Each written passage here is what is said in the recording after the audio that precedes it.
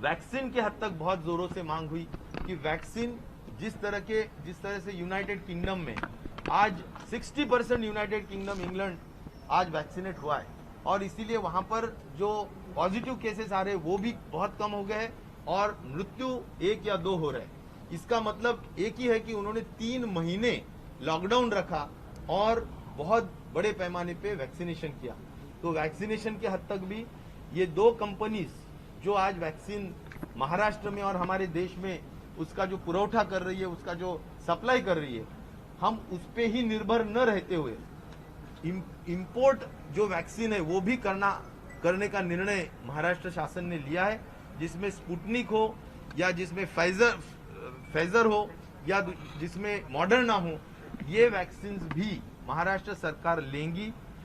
अगर जरूरत पड़ती है तो कुछ डेवलपमेंट के फंड्स डाइवर्ट करके फाइनेंस मिनिस्टर और हमारे उप मुख्यमंत्री जी ने भी वहां पर बहुत स्पष्टता से कहा कि हम